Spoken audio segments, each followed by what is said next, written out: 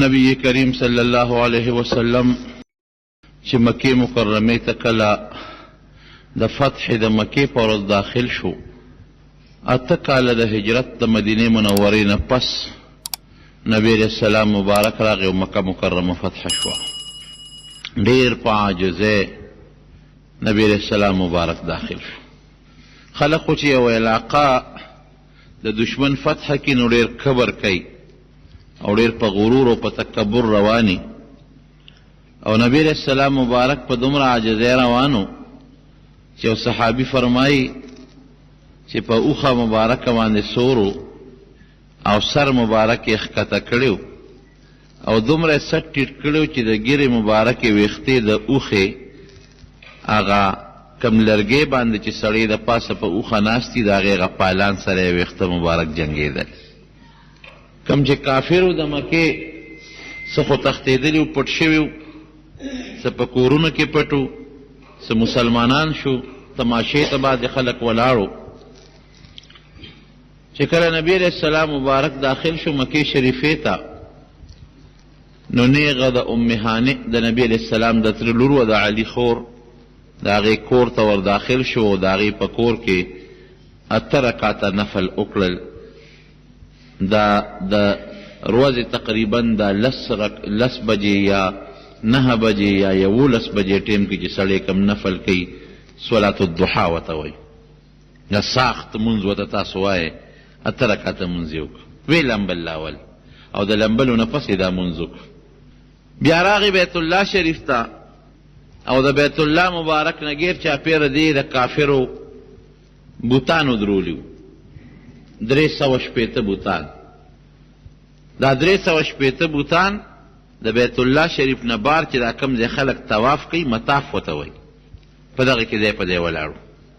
نو نبی علیہ السلام سره یو چوکه وه، هغې راواغېشته او یو بوت له بیا ټس ورکو، هغه بوت به پرېوته. حالانکې هغه بوت داسې په اسانه نه پرېوت، کلک بوتانو هغې په هغه ځمکه کې خښ کړې ولاړو چې طوفان او باد و باران یا د چا جنګېدو سره ونه غورځېږي. خو دا د نبی علیہ السلام مبارکه معجزه وه چې بس هغه چوکه به یې پوره یې وجنګوله پرې به وت او ډکرې به شو. او دا آیت مبارک به یې ولوسته، وقل جاء الحق وزهق الباطل. ای پیغمبر دې قوم ته دا اعلان وکړه چې حق راغی باطل ختم شو. اسلام حق دین دی او کفر او شرک باطل دین دی. د نبی علیہ السلام مبارک د خولې نه به د الفاظ وتل، جاء الحق توحید، د الله د یووالي عقیده راله او شرک ختم شو. د الله قدرت راغی، د الله طاقت راغی، خپل رسول په سچ راغی او شرک بت پرستی باطل پرستی ختم شوه. ان الباطل کان زهوقا، د الله قانون او قاعده هم دقه ده چې حق راولي او باطل په ختموي، رښتیا راولي او دروغ په ختموي. د الله تعالی قدرت او طاقت ښکاره کوي او د شیطان طاقت او قدرت ختموي.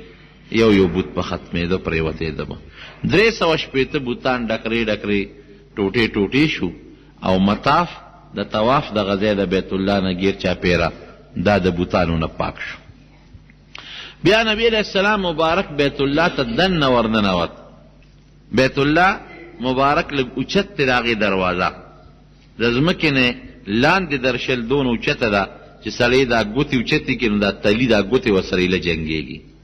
بنده چې ورننوځي نو پوړی دی د هغې مخصوص پوړی دی، هغه پوړی راولي، هغه ورته ودرئ نو په هغه پوړو ورته خلک ور داخلېږي. اوم بادشاهان او دا وزیران دا قسمه خلک، عام خلک ورته نه پرېږدي. نو نبی علیہ السلام مبارک کنجي وغوښتله بیت الله. عثمان ابن طلحه یو کسو، هغه د کنجي هغه سره به وه، هغه د بیت الله مجاور و، د بیت الله مشر د چابیانې هغه سره وې. دې تقسیم کړی د زمزم به اوبو تقسیم د نبی علیہ السلام د خاندان سره و بنو هاشم چې ورته وایي، او د بیت الله دروازه کلاول او بندول دا د عثمان ابن طلحه رضی الله عنه د هغه په ذمه وه. د جاهلیت په زمانه کې چابي هغې سره وه. راویې غوښته، ویری ولې چې راوسته، وی چابي راکړه. نو چابي ته فورا هغه دغه وخت کې لا مسلمان نو کافر و، فورا یې نبي علیہ السلام له چابي ورکړه، وی دا واله. نبی علیہ السلام ته خو پته وه چې بیت الله کې دننه هم بوتان شته. دې ظالمانو په بیت الله کې دننه هم بوتان خښ کړي وو. هغه څنګه بوتانو؟ هغه د ابراهیم علیه السلام او د اسماعیل علیه السلام بوتان یې جوړ کړي وو، د هغې نقشې یې جوړې کړې وې. او د ابراهیم علیه السلام او د اسماعیل علیه السلام له بیا بوتان شکل لاسونه هم جوړ کړي او په هغه لاسونو کې وله غشي ورکړي، په دې غشو به دوی جواري کوله. یو تیلی به او د جوارۍ غشي به هم په بیت الله کې دننه پراتو. عجیبه ظالمانو ظلم کو.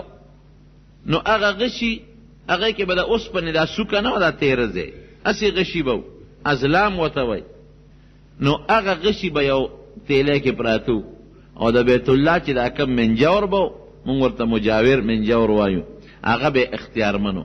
نو چې څوک به په سفر تلل نو را بغې د بیت الله دی منجور له، یره پلانکې علاقې ته په سفر ځم، پال لاله وګوره چې څنګه به هغه به هغه تیلی را واغېسته د غشو، بیا یې وړقوله، یو غشي به یې ترې راوویستو.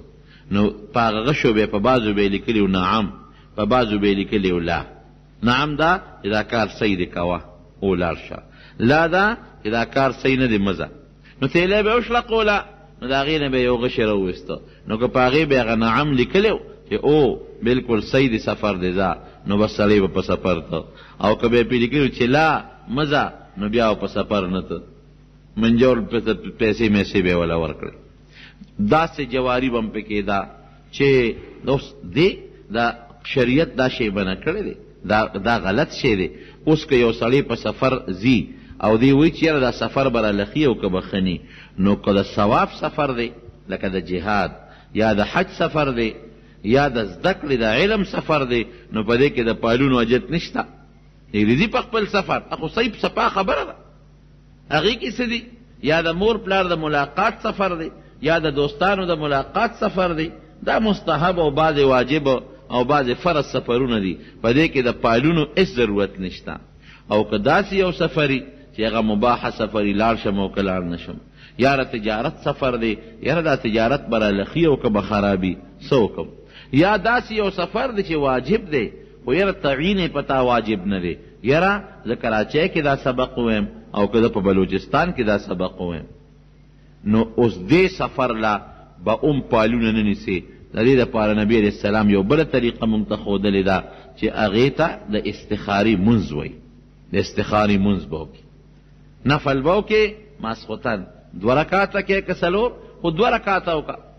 او د هغې 2 رکاتو نفلو نه پس د نبي علیه السلام مبارک د خولې یو دعا د عربۍ کې هغه دعا ولوله.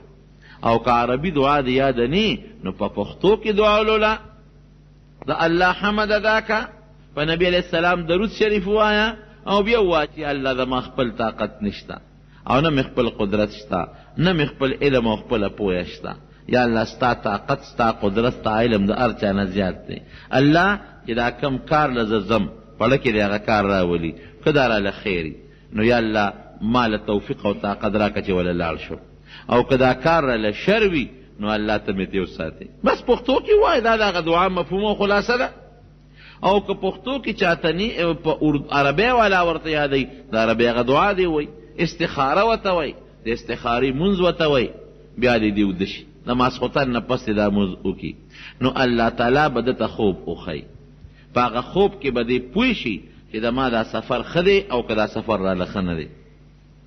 یو شپه دې دا منځ وکړي، یا یو بنده دی مثلا هغه یو ځای کې رشته ورکوي یا رشته غواړي، یاره دا به ښي که به بدی، نو د استخارې دا منځ وکړه. اوس پال ښه شو او که د استخارې منځ ښه شو ورونو، د استخارې منځ، ځکه استخاره د خپل الله سره مشوره کول دي. نو په پال څه کې د الله سره ولې مشوره نه کوي؟ د مولانا هغه منځ زده که، د استخارې منځ کوم، مولانا صاحب راته وښایه، درته به یې وښیي. عربي دعا به درته ولیکي، هغه عربي دعا ولوله. او که عربي دعا درته نشي یادولی، نو یې پښتو کې راته ولیکه، پښتو کې به یې درته ولیکي. نو 4 رکاته یا 2 رکاته مونځ دونه ګران خو نه دی، ماسخوتن د مانځه نه پس وکړه هغه دعا، کاغذ کې ورته خیر دی وګوره، هغه دعا ولوله، وده شه. نو که په دغه شپه پوه شوې خو ډېره ښه ده، بیا وکړه که پوه نه شوې، 7 شپو پورې پرله پسې دا مونځ وکړه. او دا دعا پکې ولوله، نو یا برته الله خوب کې ښودنه وکړي. شین شی دې په خوب کې ولید، سپین شی دې په خوب کې ولید، او یا خشته ښکلي شی دې په خوب کې واښه دې ولیدل، باغ دې ولید، پټي دې ولیدل، نیک سړی دې ولید، نو دا د دې نښه ده چې دا کار وکړه. او که تور شی دې ولید، خړ سیلاب دې ولید، یا ګنده څیزونه دې ولید، ګندګۍ دې ولیدلې، دا د دې خبرې نښه ده چې دا کار مه کوه. اوه شپې پرله پسې به دا کې، خو خوب پکې رونو شرط او لازم نه دی. ښه که خوب دې ولید او که دې ونه لید، خوب څه لازم شی نه دی. ستا د زړه میلان ته وګوره چې زړه دې کم طرف ته بیا زیاتې اوبس کي. که زړه دې هغې کار طرف ته مایل شو، کار وکړه، او که زړه دې هغه کار ته مایل نه شو، بیا دا کار مه کوه. اوس زمونږ رونو، زمونږ په وطن کې یو رواج شروع دی، خلک یو بل ته وایي ما له استخاره وکړه. ګورې د بل دپاره استخارې نه کېږي. ښه حدیث کې دا نشته چې یو سړی د بل له استخارې کوي. مونږ ته بعضې خلک وایي، څوک هم نه پرېږدي خفه کېږي. مونږ وایي یاره اوس بني ادم دې خفه نه شي. پوهې کړو استخاره هر انسان به د خپل ځان دپاره کوي، د بل دپاره استخارې نشته. ګورې په شریعت کې دا نشته چې ما له استاد ته استخاره وکړه. نه نه، خو ته یو کار کول غواړې، ته یو مقصد حاصلول غواړې، نو چې ته یو کار کوې نو په خپله مشوره وکړه د الله سره. الله به وایي ته را سره مشوره نه شي کولی او د بل چا په خولې را سره مشورې کې. بل دا د نبي علیه السلام مبارک نه هم دقسې ثابت دی چې هر سړی د ځان نه په خپله استخاره کوي، دقه مونځ او د هغې نه پس هغه مخصوص دعا. او ما وایو چې دعا په عربی کې څه شرط او لازمه نه ده، عربي درته یاده نه ده، نو د استاد نه زده کړه، په پښتو کې ووایه. بچې کوم خوا دې زړه راتاو شو، زړه مایل شو، که خوب دې ولید که دې ونه لید، بیا دا کار کوه. څومره ښکلي څیز مونږ ته الله تعالی وښو. او د مکې کافرو به هغه غشي رقول، دا کار وکم که دا کار ونه کم. او چې د کوره به راووتل، اکثر مرغۍ به ناسته وه، نو مرغۍ ته به یې څادر وړقه او به پر شوه. نو که په ښي طرف په لاړه وي دا کار کول پکار دی، او که په ګس طرف په لاړه وي دا کار کول نه دي پکار. جاهلان خلکو. اوس بعضې خلک ناست دي په دې پېښور کې ځای په ځای او پالونه دله ګوري، هلکه لاس وښایه پال دله ګورم. او چا پکې مرغۍ ساتلي، بشیرجان ټول دغه مرغو ته ناست دي. مرغۍ ساتلي، هغه مرغۍ عجیبه پوی کړي، مرغۍ د پنجرې نه راوباسي، ورمنډه کړي او لیپاپه په مخوږه کې راونیسي وری کاږي. اوس مرغۍ زبرګه ده، ولی الله ده، د کشف علم دی وسره، د غیب و علم دی وسره. د غیب و علم خو ما سوا د رب العالمین نه بل چا سره نشته. انسان ته دا پته نه لګي، نو مرغۍ ته به څه پته ولګي؟ یو الله پې خبردار. زه یو ځل پېښور کې په خپله روان وم، دې فوټپات باندې یو سړي کلک درې لمن، خیال مې نو د لمن نه کلک ونیولم. خدای څوک بلد پېژنګلو وی چې مې ورته وکتل. اوس هغه پالګری چې کوم په غاړه ناست دی، دې بالیسار سره او پخوا ناست و، جسې پالګري کلک راونیوم. چې مې وکتل غوسه م راله، تلوار مې و، هسپتال ته روان و. او داسې د لمنې نه یې راښکمه چې هغه قریب و چې راغورځېدلې. مې کاکا ویل وی پال دله ګورم. خدای پاکه، وی پال دله ګورم. ودرېدم، غږ مې ونه کړ. مې سره وی قسمت ته ګورم چې ښه دی که خراب. ما وی زما قسمت د الله فضل ډېر ښایسته او ډېر ښکلی دی، ډېر مزېدار قسمت مې دی، ښکلی قسمت مې دی. سهار راووته، مونځ مې وکړ، خپل کار پسې روان یم، زما قسمت ښایسته دی. وی نه زه مې ځان له قسمت وګوره چې د دې پوټپات د خاورو نه پاسې دلته ناست دی، کله یو د لمنه راکاږي 5 روپۍ ته اخلي، مرغۍ دې ځان ته کېنولي دي، کله بل د لمنه. ځان له قسمت وګوره، موږ نه سره قسمت ګورې. نه به دې سهار مونځ کړي، دا څښا غاښونه دې نیولي دي، ظالمه، اوس به دې راغورځولي یم، شکل ته دې وګوره. نو دا قصې پسې مونږ خلک اړو پوهېږو نه، او نه قسمت ته له ګورم. په قسمت خو الله خبر دی چې زما قسمت ښه دی او که بد.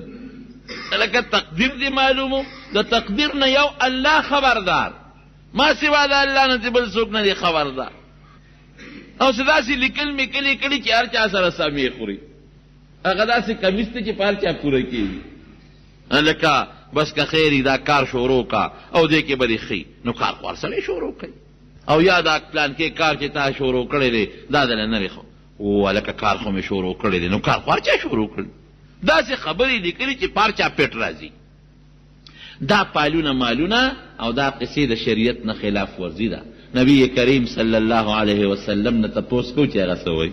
ګوره اوس حدیث سرته من اتا کاهنا، چې څوک دغه پالګري لره اخبار کې غټ غټ اشتهارونه پلان کې نجومي مخکې ورځو کې مې اشتهار کته په هغې کې لیکلي چې 10 منٹ میں کروڑپتی بنیے. د نجومي له راشه چې قسمت دله وګوري چې په 10 منټه کې کروڑپتی جوړ شي. مې دا ظالم په خپله ځان ولې کروڑپتی نه جوړی چې خلکو ته وایي راشه کروڑپتی. او هر چیز کا حل اخبار کې لیکلي، بیماری علاج داسې به څه لیکلي چې ته به وایې چې بس دا خو د الله قدرت دی سړي سره بس په لاس کې پروت دی. دوکې دپاره په خلکو دوکې کول او خلک دوکه کول، خلکو نه پسه چل پیسې وصولول. زمونږ خلک هم پیسې دی خلکو سره به ډېرې نو تورې چرګې شته خرڅېږي.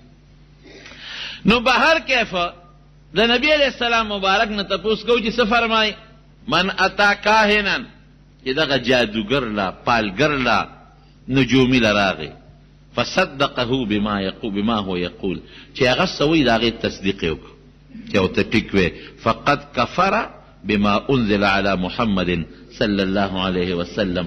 هغه قرآن چې په نبی علیه السلام الله نازل کړی دی په هغه قرآن کافر شو. قرآن وایي د غیب علم الله سره، قل لا يعلم الغیب الا هو، یو الله په خبردار. او ته دا شنو زیړو غاښونو والا نسواري چې 15 غوټۍ په شونډه کې پراته دي ګندا بېلمازه نجس، دا د غیب عالم دی. قرآن وایي د غیب علم الله سره دی، ته وایې نه مرغۍ سره مشته دی پاپر وباسي. سوراب احمد جي صاحب راته یو ځل خبره کوله، یو سړی یادو وی چې ما ته کشف کېږي زه زبرګ یم. هلکه څنګه؟ وی بیګا مې چرګه د کټ په خپه ناسته وه، وی چرګې راته وی چې پیر صاحب مرم. وی ګور چرګې را سره خبرې کوي، پیر صاحب مرم. وی ما ورته چې نه مرې، وی چې سار را پاڅېدم چرګه مړه پرته وه.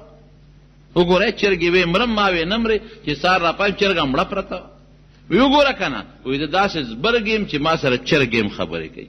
حاجي صاحب خو عجیبه سړی دی، ما ورته چرګه ستا نه زیاته زبرګه وه، ځکه چې تا وی نه مرې هغې وی مرم، د هغې خبره رښتیا شوه ستا دروغ شو. ځانله قصې جوړې کړي قسم دی. حیران به شي. اوس توتي ته ګوره او مرغۍ ته ګوره او د غیب علم ته ګوره. دا زمونږ د خلکو ناپوهتیا ده. پام کوئ نجومیانو له او کاهنانو له او دې مرغو والا او دې قصو پیسو والا له ور نه شي. پیسې در نه واخلي په قسمت او په تقدیر، په خیر او په شر یو الله تعالی خبر ده. او د خیر او د شر مالک څوک دی؟ یو الله. وَإِنْ يَمْسَسْكَ اللَّهُ بِضُرٍّ فَلَا كَاشِفَ لَهُ إِلَّا هُوَ. الله قرآن کې وایي که څه تکلیف درته ورسېد ما سوا د الله نه بل څوک یې درنه نشي لرکول.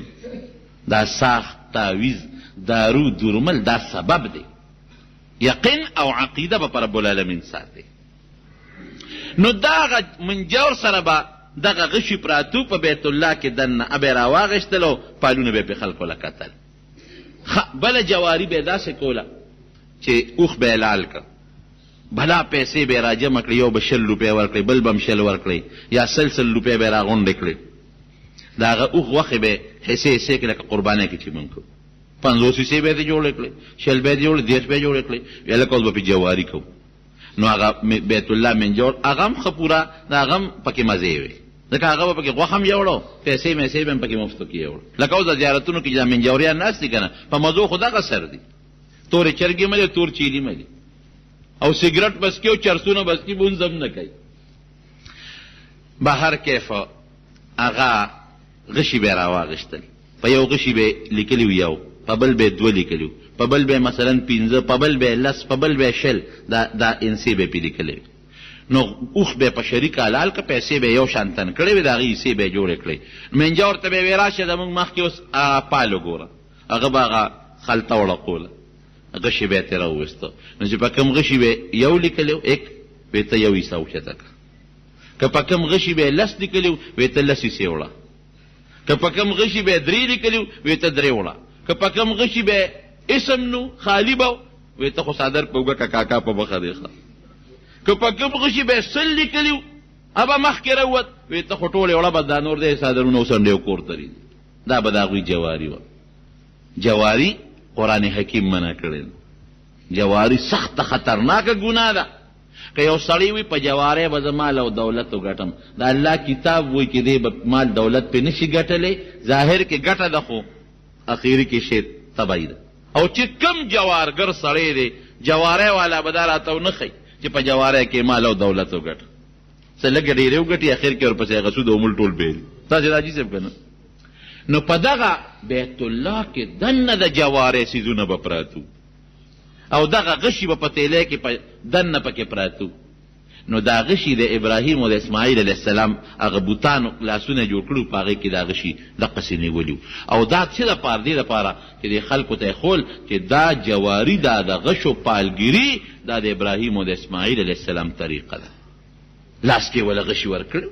نبی علیه السلام مبارک اعلان وکړو وی ننوځې یو کس بیت الله ته وی صیب ته نه ننوځې وی زه به هله ننوځم چې دا بوتان ترې راوباسئ چې بوتان هم تینې راسې نه داخلېږم.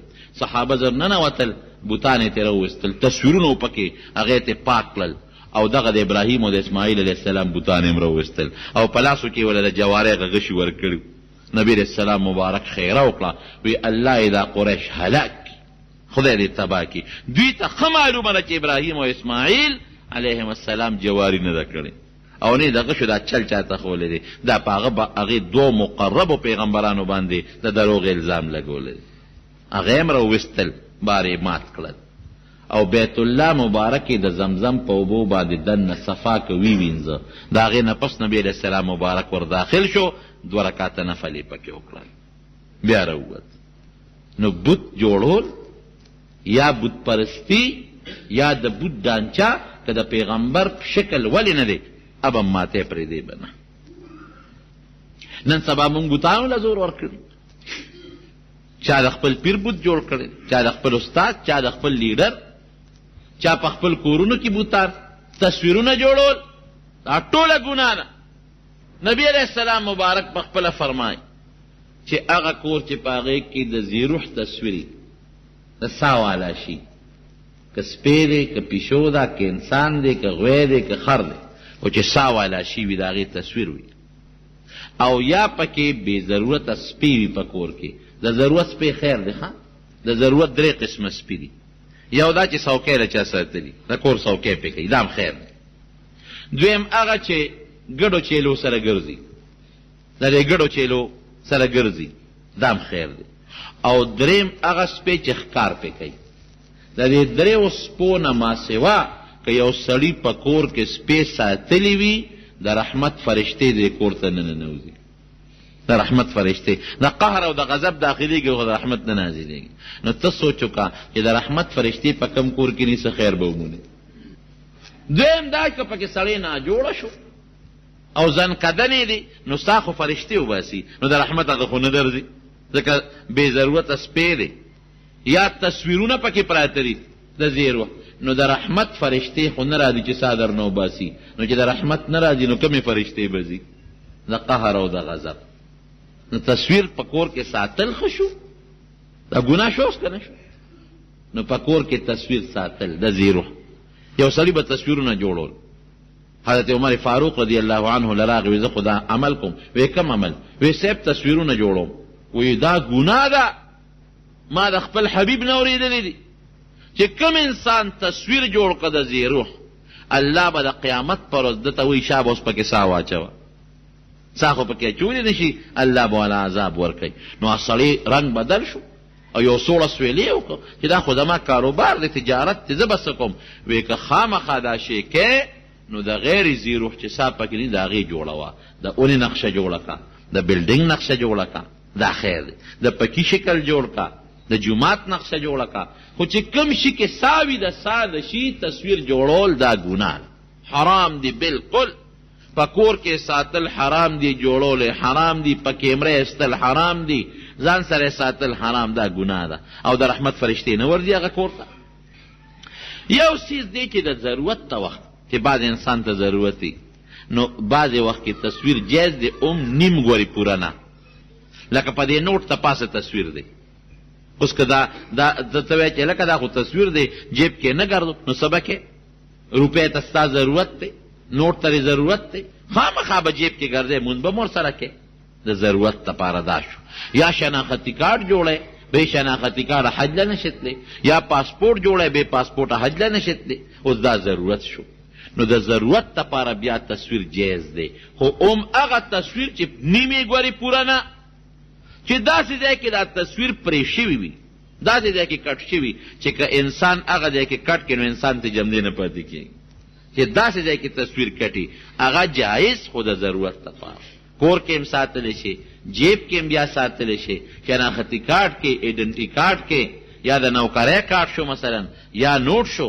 دا خیر او ردې نه ما سوا تصویرونه جوړول په واده کې خلک ځان له وباسي په کیمرو باندې ویډیو کیمرو فلم جوړ شو عجیبه نخرې راوتي ویډیو تصویرونه یا عام تصویرونه د مارونو دا ګناه ده مونږ د چا امتیان یو د نبی علیه السلام مبارک